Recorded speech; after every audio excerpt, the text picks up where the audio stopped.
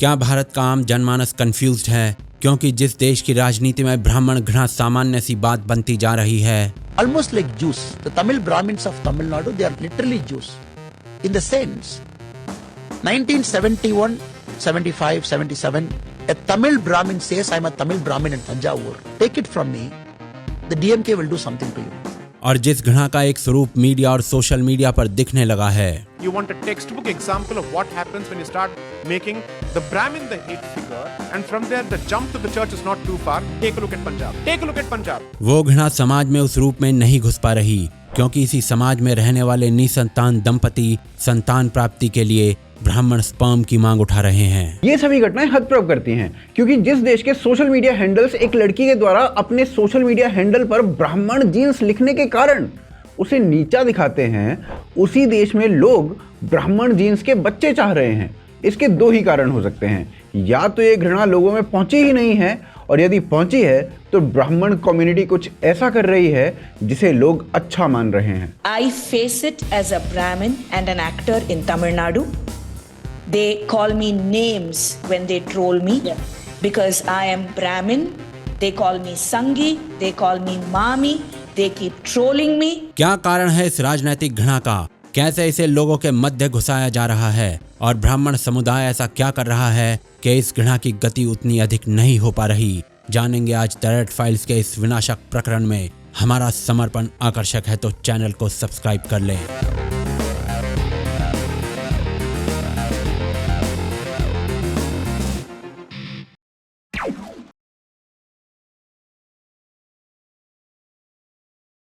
एक दिसंबर 2022 सर्दियों के आगमन से दिल्ली में तापमान गिर रहा था, पर जवाहरलाल नेहरू यूनिवर्सिटी में छात्रों, मीडिया और राजनीति ने वातावरण को गर्म बनाया हुआ था क्योंकि जेएनयू की दीवारों पर लिखा हुआ था ब्राह्मणों भारत छोड़ो, और यदि ऐसा नहीं हुआ तो रक्त बहेगा। 28 मार्च 2024 लोकसभा चुनावों से पहले जातिगत जनगणना के नारे देश का माहौल गर्म कर चुके थे, पर इसी के मध्य हरियाणा के सोनीपत में स्थित अशोका यूनिवर्सिटी ब्राह्मणों के विरुद्ध नस्लभेदी नारों से गूंजने लगती है। देश की राजधानी और आसपास के क्षेत्रों की यूनिवर्सिटीज में ब्राह्मणों के रक्तपात और नरसंहार के ये नारे अब नया सामान्य होने लगे हैं, और इस नए सामान्य का आरंभ 2016 में हुआ था जब जेएनयू में भारत विरोधी नारों के साथ ब्राह्मण विरोधी नारे भी लगे थे। छात्र संगठनों के मध्य इन घटनाओं का सामान्य होता जाना हमें एक ऐसे भविष्य की ओर ले जा रहा है जहां ब्राह्मण संहार के ये नारे एक्चुअल संहार में बदल सकते हैं। परंतु जब हम समाज के एक दूसरे धड़े को देखते हैं तो चाइल्डलेस कपल्स के मध्य ब्राह्मण स्पर्म की मांग सबसे अधिक है। लोग चाहते हैं कि उनके बच्चे ब्राह्मणों जैसे हों, यानी एक तरफ ब्राह्मण संहार के नारे और दूसरी ओर ब्राह्मण स्पर्म की डिमांड। तो ऐसे में प्रश्न उठता है कि ब्राह्मण ऐसा क्या कर रहे हैं कि कुछ लोग उन्हें समाप्त करने पर तुले हुए हैं और कुछ लोग उनके जैसा बनना चाहते हैं। इस पूरी गुत्थी को समझने के लिए दो चीजें समझनी पड़ेंगी। पहला, ब्राह्मण घृणा का रूट कॉज क्या है, और दूसरा, इस घृणा के उपरांत भी ब्राह्मणों की उपलब्धियां। ब्राह्मणों के लिए घृणा कोई नया सब्जेक्ट उत्पन्न नहीं हुआ है। इनफैक्ट जिस संहार की हम बात कर रहे हैं वो स्वाधीन भारत में कई बार हो चुका है। 1948 में महाराष्ट्र की सड़कों पर कांग्रेस के कार्यकर्ताओं द्वारा ब्राह्मण घरों को ढूंढ ढूंढ कर जलाया जा रहा था।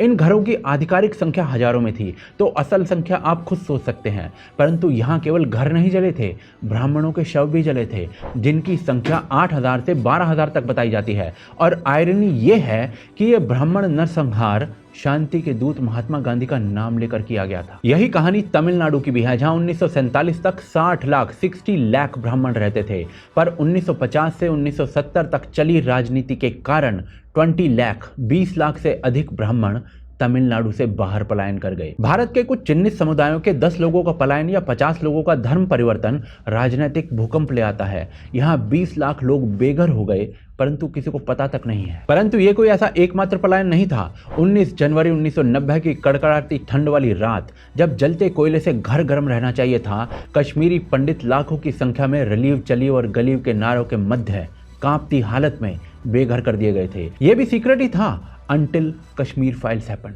इन तीन घटनाओं में से दो तो विशुद्ध रूप से राजनीतिक हैं।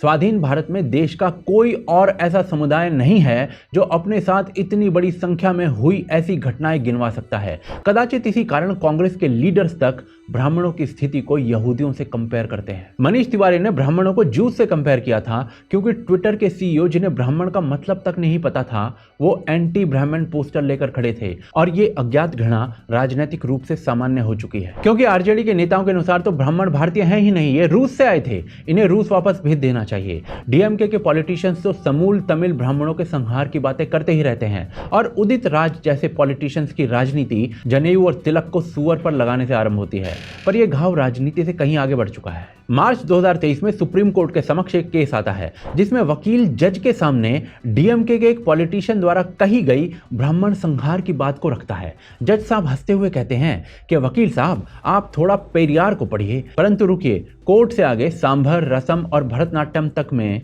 ब्राह्मण घृणा घुस चुकी है। ऐसे इंसिडेंट्स और बातों की गिनती नहीं है, तो एक वीडियो के एक चैप्टर में ये सब कवर भी नहीं हो सकता। परंतु अब समस्या इतनी बढ़ चुकी है कि यदि गलती से भी किसी ने स्वयं को ब्राह्मण कह दिया तो भी उसके विरुद्ध घनघोर घृणा का प्रदर्शन कर दिया जाता है, चाहे फिर वो सुरेश रैना जैसे क्रिकेटर्स हों या अपनी कंपनी चलाने वाली कोई लड़की। परंतु चलिए अब अपने माइंड में माइक्रोस्कोप लगाइए और नोटिस कीजिए कि ये सारी हेट पॉलिटिकल है और धीरे धीरे इसे समाज में इंजेक्ट करने का प्रयास चल रहा है।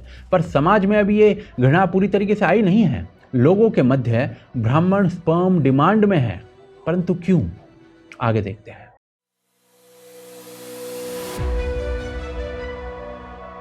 एक समाज जिसके संहार के नारे राजधानी के विश्वविद्यालयों में लगाए गए हों, यदि सामाजिक रूप से उस समाज में चिंता और एकता ना दिखे तो यह अपने आप में चिंता का एक विषय है। चिंता ना होने का एक कारण समाज से मिल रहा सम्मान हो सकता है। ब्राह्मण स्पर्म की डिमांड इसी सम्मान का एक उदाहरण है। तुम मुझे पानी नहीं भरने देते थे, तुम मुझे मंदिर नहीं जाने देते थे, तुम मेरे बच्चों को स्कूल में एडमिशन देने से मना करते थे। और यह डिमांड काफी समय से चल रही है। वर्ष 2004 की ये रिपोर्ट देखिए। निसंतान लोग आईवीएफ सेंटर्स पर जाकर इंजीनियर्स और डॉक्टर्स के स्पर्म की डिमांड कर रहे थे और उनके भीतर भी ब्राह्मण स्पर्म मुख्य रूप से चुनाव का विषय था। लोगों के इस चुनाव के पीछे का कारण हाई आईक्यू वाले व्यक्ति के स्पर्म का चुनना था। वर्ष 2009 में पटना के एक स्त्री रोग विशेषज्ञ डॉक्टर एक दैनिक अखबार को इंटरव्यू देते हैं और पूरे पटना में बवाल मच जाता है। डॉक्टर सौरभ कुमार के अनुसार निसंतान लोग पहले स्पर्म डोनर की कास्ट जानना चाहते थे और उस समय इस मुद्दे को बिहार की जातिवादी सोच का नाम देकर साइडलाइन कर दिया गया था, पर यह सोच केवल बिहार तक सीमित नहीं थी। वर्ष 2012 आने तक लोग इंजीनियर्स और डॉक्टर्स को छोड़कर स्पेसिफिकली ब्राह्मण कम्युनिटी के स्पर्म की डिमांड करने लगे थे और ये actual report times of India में प्रकाशित भी हुई थी। पर इस बार ये रिपोर्ट ना पटना से नहीं थी, मुंबई से थी, जहां एक इनफर्टिलिटी सॉल्यूशन देने वाली संस्था के प्रेसिडेंट ये बयान देते हैं कि लोगों के बीच ब्राह्मणों के स्पर्म की डिमांड सबसे अधिक है और इसका कारण अगेन हाई आईक्यू को बताया जाता है। 2012 में ही प्रकाशित हुई इंडियन एक्सप्रेस की इस रिपोर्ट के अनुसार यह डिमांड इतनी अधिक थी कि हैदराबाद का एक स्पर्म बैंक तो केवल ब्राह्मण कम्युनिटी का ही स्पर्म एक्सेप्ट करता था। परंतु यह समय के साथ बदला नहीं, क्योंकि 2016 में भी ऐसी ही रिपोर्ट प्रकाशित की गई और 2021 में प्रकाशित हुई एक अन्य रिपोर्ट में भी ब्राह्मण स्पर्म की डिमांड को सबसे अधिक बताया गया। एक भी ब्राह्मण इस देश का नहीं है, उसका जो टेस्ट हुआ है तो यूनिवर्सिटी का है तो बसा है। एक ऐसे देश में जहां एक कोने में ब्राह्मण संहार के नारे लग रहे हों, वहां उसी कम्युनिटी के स्पर्म की डिमांड कम्युनिटी के लिए समाज में कितना सम्मान है वो दिखाती है। क्या कारण है इस सम्मान का, वो आगे देखते हैं।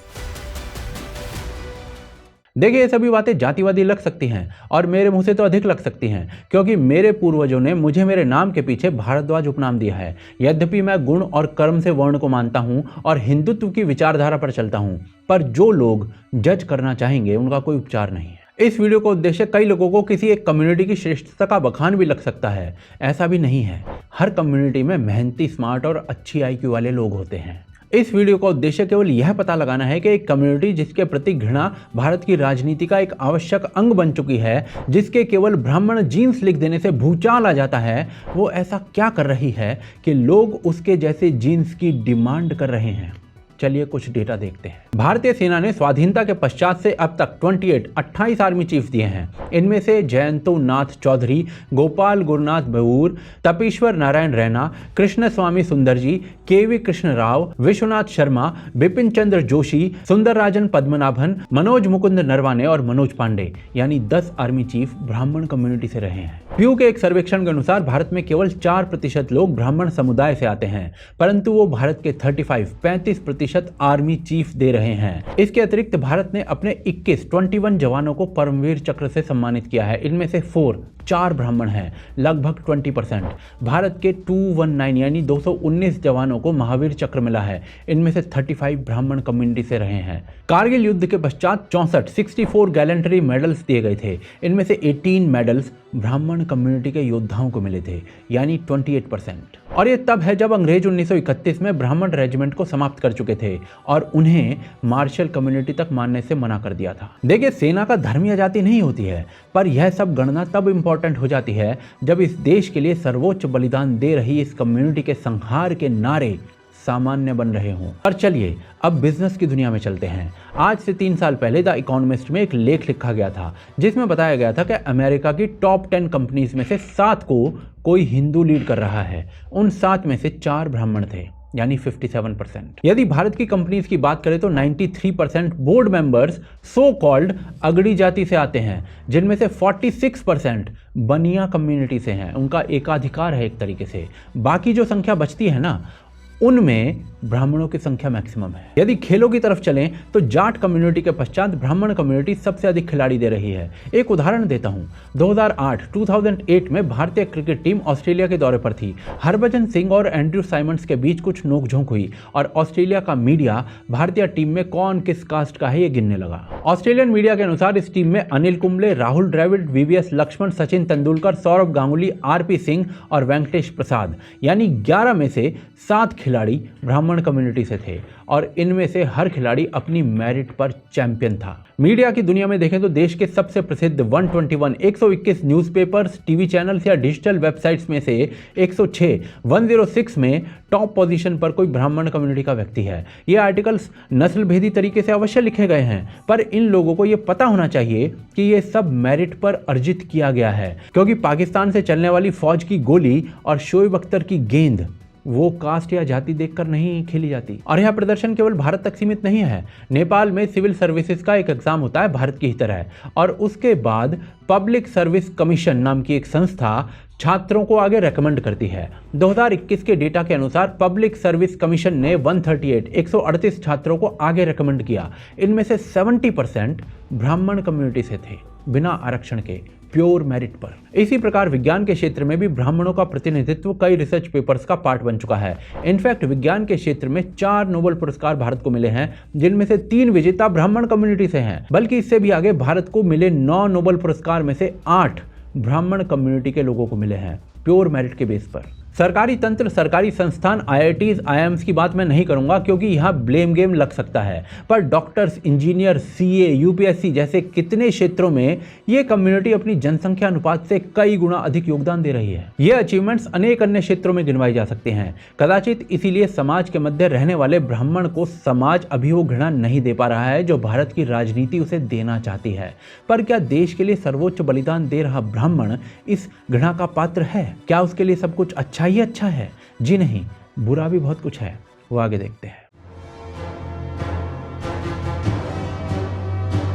नैरेटिव वो शक्ति जो जनमानस का मस्तिष्क परिवर्तित करती है, जिसके अराउंड राजनीति चलती है। उस नैरेटिव के अनुसार ब्राह्मण समुदाय सदियों से लोगों का शोषण करता आ रहा है और इसी शोषण से वो फलता फूलता है, परंतु सत्य इसके विपरीत है। ब्राह्मण से ज्यादा इस समय गरीब कोई जात नहीं है। ब्राह्मण से ज्यादा कोई गरीब नहीं है इस समय। फ्रांस के इंडिपेंडेंट पत्रकार फ्रेंकोइस गॉइटर ने 2006 में एक लेख लिखा जिसका शीर्षक था, क्या ब्राह्मण नए दलित हैं? इस लेख में कुछ ऐसी चीजें लिखी गई थी जो इस समय देश के सामने रेखांकित की जानी चाहिए, क्योंकि यह स्टडी बताती है कि भारत में 55% ब्राह्मण उस समय भी गरीबी की रेखा से नीचे रह रहे थे और महीने का 650 रुपए से कम कमाते थे। ये स्टडी आंखों के पर्दे फाड़ने वाली थी, क्योंकि ये स्टडी बता रही थी कि उस समय दिल्ली में 50 सुलभ शौचालय थे और 50 के 50 शौचालयों की जो सफाई से लेकर रखरखाव और देखभाल का काम था वो कोई ब्राह्मण कर रहा था। हर शौचालय में लगभग 5 से 6 ब्राह्मण ये काम कर रहे थे। ये ना उनके मुंह पर तमाचा था जो ये कहते हैं कि ब्राह्मणों ने दूसरी जातियों को साफ सफाई के कामों में लगा रखा है। झाड़ू पोछा बर्तन करते हैं, जात का ब्राह्मण है। मेरे पिताजी पूजा पाठ करते थे, मेरे चाचा जी आज भी करते हैं मंदिर में पूजा पाठ। उनका पेट भी ठीक से नहीं भर पा रहा है। कुछ मिलता नहीं है खाने को, तो वहाँ से लाते हैं तो बच्चा को खिलाते हैं, खुद भी खाते हैं, और वही कपड़ा देते हैं तो पहनते हैं। इसी स्टडी में आगे बताया गया कि बहुत से ब्राह्मण दिल्ली रेलवे स्टेशन पर कुली का काम कर रहे हैं, जिन्हें यह तक नहीं पता कि वो अपनी एक बच्ची को आगे पढ़ा पाएंगे या नहीं। इस स्टडी के अगले चरण में फ्रैंकोइस गॉइटर दिल्ली के पटेल नगर पहुंचते हैं और वहां उन्हें पता चलता है कि 50% रिक्शा चलाने वाले लोग ब्राह्मण थे, जो पूरा दिन रिक्शा चलाकर 100 से 150 रुपए कमा पाते थे, और उसमें से भी 25 रुपए तो रिक्शे का रेंट दे दिया करते थे और 500 रुपए कमरे का किराया। आज की डेट में हम अपने बच्चे को नहीं पढ़ा पाते। यह स्थिति केवल दिल्ली में नहीं थी। इसी स्टडी के अनुसार बनारस में भी अधिकांश रिक्शा पुलर्स ब्राह्मण ही थे, और यह केवल उत्तर भारत का हाल नहीं था। जब आंध्र प्रदेश में यह स्टडी गई तो निकल कर आया कि 75% मेड और रसोइये ब्राह्मण थे। कर्नाटका में भी ब्राह्मण समुदाय की पर कैपिटा इनकम सबसे कम थी, मुस्लिम, क्रिश्चियन, दलित सबसे कम, और इसके कई कारण थे। इस देश में अपॉर्चुनिटीज की कमी होना, रिजर्वेशन पॉलिटिक्स, समाजवाद के नारे, उद्योगपति को गाली देना, सरकारी नौकरी में कास्ट के आधार पर भर्ती, इत्यादि इत्यादि इत्यादि। इतनी बाधाओं के पश्चात भी यदि ब्राह्मण समुदाय अपने जनसंख्या अनुपात से अधिक सेवाएं इस देश को दे रहा है, इस देश को अपना सर्वोच्च बलिदान दे रहा है, तो समाज में उस राजनीतिक घृणा को फैलने में समय लगेगा ही लगेगा जिसे फैलाने का प्रयास हो रहा है। क्या कारण है इस राजनीतिक घृणा का, वो आगे देखते हैं। देखिए, ब्राह्मणों के प्रति जो राजनीतिक घृणा समाज में उड़ेलने का प्रयास किया जा रहा है, कदाचित वो अभी समाज में उतने बड़े लेवल पर ना दिखती हो, पर यह घृणा प्रतिदिन बढ़ रही है और विश्व में अनेक उदाहरण हैं जहां ऐसी घृणा नरसंहार में बदली है। तो ऐसे में ये समझना आवश्यक हो जाता है कि इस घृणा का स्रोत क्या है। यदि इसके स्रोत को बारीकियों में जानने लगे तो कम से कम 2 घंटे की डॉक्यूमेंट्री बनानी पड़ेगी, इसीलिए अभी संक्षेप में बताता हूँ। जेल्डर्स और डेल्डर्स के रिसर्च पेपर के अनुसार वर्तमान में भारत में जो ब्राह्मण घृणा है उसकी जड़ें 19वीं सदी के ब्रिटिश भारत से निकलती हैं, जब ब्रिटिश राज भारतीय कल्चर को भ्रष्ट, गंदा और अनैतिक मानता था, और ऐसा मानने का आधार यूरोप में हुई कुछ घटनाएं थी। एक्चुअली में प्रोटेस्टेंट क्रिश्चियनिटी ये मानती थी कि कैथोलिक क्रिश्चियनिटी ने ईश्वर के एक्चुअल रिलीजन को भ्रष्ट कर दिया है और इसीलिए वो शैतान है। बस यही लॉजिक ब्राह्मणों पर लगा दिया गया। ये सब कुछ मैं अपनी तरफ से नहीं कह रहा हूँ, 4 लाइन बोलकर डिटेल नहीं समझा सकता, इसीलिए एक रिसर्च पेपर का लिंक डिस्क्रिप्शन में दे रहा हूँ, उसे ओरिजिनल सोर्सेज के साथ पढ़ लीजिएगा। इसके बाद कालांतर में आने वाली रिजर्वेशन की राजनीति हो या फिर 1990 का मंडल कमीशन, आरक्षण की इस पूरी राजनीति को करने के लिए एक विलेन चाहिए था, जो उसके लिए ब्रिटिश काल में ही ब्राह्मण के रूप में तैयार कर दिया गया था। यह राजनीतिक ब्राह्मण घृणा कदाचित अभी समाज के रोम रोम में नहीं पहुंची है, पर प्रयास यही किया जा रहा है जिसे रोकने की आवश्यकता है, क्योंकि यह घृणा केवल ब्राह्मणों के लिए नहीं, पूरे देश के लिए संघर्ष लाएगी। आपके विचार इस विषय पर कमेंट्स में हमें आप बता सकते हैं। देश को इस भीषण राजनीति से बचाने के लिए इस वीडियो को शेयर अवश्य करें ताकि लोगों को एटलीस्ट सच पता चल सके। चैनल को सब्सक्राइब करे बिना ना छोड़ें।